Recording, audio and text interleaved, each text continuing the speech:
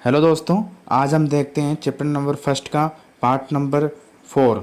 तो वीडियो को शुरुआत करते हैं, हम लास्ट तक देखिएगा। तो क्वेश्चन नंबर 3 के अंदर आपको कहा गया कि अभाज्य गुणनखंड द्वारा पूर्णांकों के मैसअप और लैसे आपको ज्ञात करने हैं। अब यहाँ पे तीन तीन संख्याएं आपको दे दी, सेम वही पैटर्न यहाँ पे भी काम करना जो आपने दो संख्याओं में किया था। तो वही सबसे पहला सवाल आपके सामने है 12, 15 और 21। इन सभी का आप अलग अलग क्या कर लो, टुकड़े कर लो, मतलब अभाज्य गुणनखंड कर लो। तो सबसे पहले हम करते हैं 12 के अभाज्य गुणनखंड। तो 12 में 2 का भाग जाएगा 6 बार। उसके बाद 6 में आप भाग दोगे 2 का, कितनी बार जाएगा 3 बार। उसके बाद आप दोगे 3 का 3 में 1 बार। इस प्रकार हम 15 का भी अभाज्य गुणनखंड ज्ञात कर लेते हैं। तो सबसे पहले 15 में आप 3 का भाग दोगे तो 3 का भाग 15 में 5 बार। फिर 5 का भाग 5 में 1 बार चला जाएगा। इसी प्रकार हम अब देखते हैं 21 के अभाज्य गुणनखंड। तो सबसे पहले 21 में हम देंगे 3 का भाग, कितनी बार जाएगा 7 बार। उसके बाद 7 का भाग 7 में 1 बार। इस प्रकार हमने 12, 15 और 21 के अभाज्य गुणनखंड ज्ञात कर लिए। 12 क्या है हमारे पास 2 की पावर 2 गुणा 3। उसी प्रकार 15 के अभाज्य गुणनखंड हमें मिलेंगे 3 गुणा 5 और 21 के गुणनखंड मिलेंगे हमें 3 गुणा 7। इस प्रकार हमने सभी का गुणनखंड निकाल लिए। अब एचसीएफ हमें निकालना, तो एचसीएफ में क्या होता है कि जो तीनों के अंदर गुणनखंड कॉमन आए केवल वही संख्या हमें लिखनी होती है। यहाँ पे तीनों के अंदर केवल और केवल 3 आ रखा है, इसलिए एचसीएफ कितना हो जाएगा 3। अब देखिए एलसीएम। एलसीएम हम क्या करते हैं, जो भी गुणनखंड इसमें दे रखे हैं सभी को एक एक बार हम लिख लेते हैं, पहली बात तो ये। उसके बाद जिस गुणनखंड की अधिकतम घात लिखी हुई थी हम उसकी उतनी ही घात इसमें हम लिख देते हैं।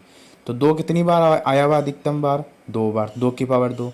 3 तीनों में अधिकतम 1 बार आया हुआ तो 3 की पावर 1। उसी प्रकार 5, उसी प्रकार 7। इस प्रकार से हमारे पास एलसीएम कितना आ गया 2 की पावर 2 गुणा 3 गुणा 5 गुणा 7। जब आप गुणा करोगे तो आपको मिलेगा 420।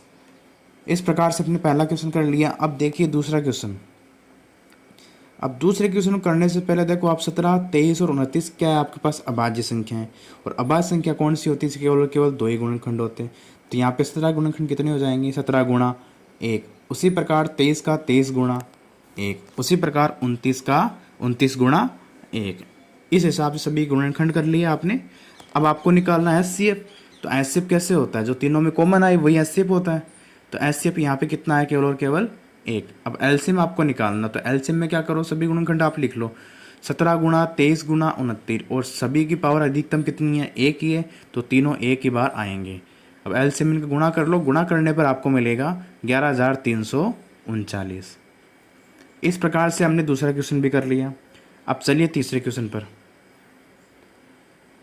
तो तीसरे क्वेश्चन में सबसे पहले हम करेंगे 8 के वही अभाज्य गुणनखंड। तो 8 में सबसे पहले भाग किसका दोगे आप 2 का। 2 का भाग 8 में कितनी बार जाता है 4 बार। फिर 4 में 2 का भाग 2 बार। फिर 2 का भाग 2 में 1 बार। उसके बाद चलिए 9 में। और 9 में सबसे पहले किसका भाग जाएगा 3 का। 3 का 9 में 3 बार। 3 का 3 में 1 बार। इस प्रकार आप 25 में भी दोगे भाग। अब 25 में सबसे पहले 5 का भाग दोगे, कितने बार जाएगा 5 बार। उसके बाद 5 का भाग 5 में 1 बार। इस प्रकार हमने सभी गुणनखंड कर लिए। इनको गुणनखंड के रूप में हम लिख लेते हैं सबसे पहले। तो 8 के कितने हो जाएंगे 2 की पावर 3। उसके बाद 9 के कितने हो जाएंगे 3 की पावर 2। और 25 के हो जाएंगे आपके पास 5 की पावर 2। अब एचसीएफ निकालना हो तो तीनों में जो कॉमन गुणनखंड है वही हम निकालते हैं। तो यहाँ पे कुछ भी कॉमन नहीं आ रहा। जब कुछ भी कॉमन नहीं हो तो हम क्या लिखते हैं 1। अब चलो एलसीएम में। एलसीएम में मैंने क्या कहा था गुणनखंड एक एक बार लिख लो सभी के। 2 गुणा 3 गुणा 5 और अधिकतम पावर हम उसकी लिखते हैं। तो यहाँ पे 2 की अधिकतम पावर कितनी है 3 और 5 की अधिकतम कितनी है 2 और 3 की अधिकतम कितनी है 2 पावर। तो इन सभी का जब आपस में गुणा करेंगे तो हमारे को मिलेगा 1800।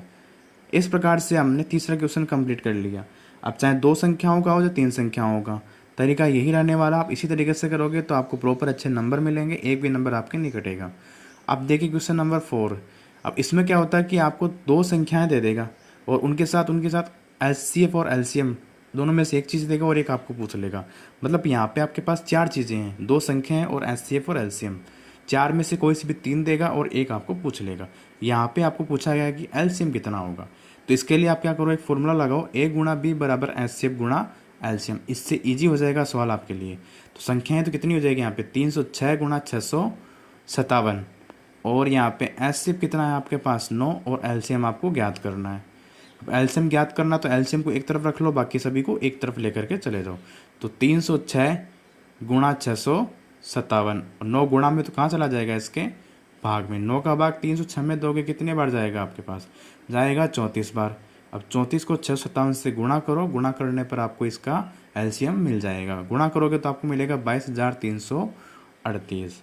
इस प्रकार हमने ये क्वेश्चन भी कर लिया।